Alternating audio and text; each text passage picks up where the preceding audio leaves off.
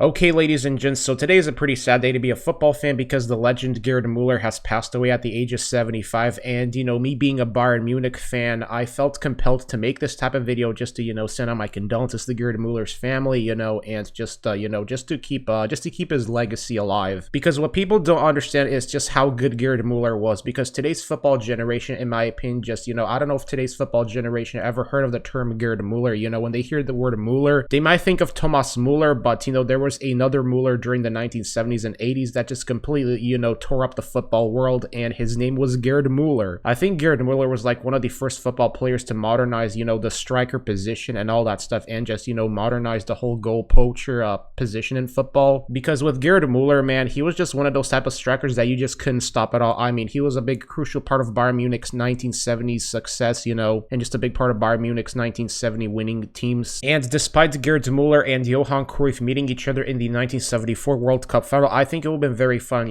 for Bayern and Ajax to meet in a Champions League final during that time span, because I believe that the only time that Bayern and Ajax have met was like the 1972-1973 Champions League knockouts, where Bayern just completely got outperformed by a really good Ajax team. And, Gerd Muller's best moment was that 1974 World Cup final, where just he had a great performance where he scored that second G to help West Germany win 2-1 against the Netherlands. So that was like the craziest moment of Gerd Muller's career, is just playing a big crucial part of West Germany's at that time starting 11 football team and guiding them to their second World Cup trophy. Like, when I look back at the Gerd Muller highlights, I think to myself, Gerd Muller, I think, is a big reason why Lewandowski is so good today, is because I feel like that maybe Gerd Muller played a very big influence in Lewandowski being like the best striker today. And, I think that the Gerd Muller-Lewandowski comparison might be kind of ridiculous at times, even though Lewandowski, he's on pace for breaking Gerd Muller's record. He broke it last season. But I mean, Gerd Muller at that time, during the 1970s and the 80s, he just completely dominated football. It just sucks that, to see a legend like that, pass away, especially since he was so vital to the club's success. Like, I only have positive things to say about Gerd Muller. It's just, man, he was just an absolute icon, absolute football legend. When it comes to the Lewandowski and Gerd Muller comparison, I kind of thought in a way it was kind of disrespectful to, Gerd Muller, just because,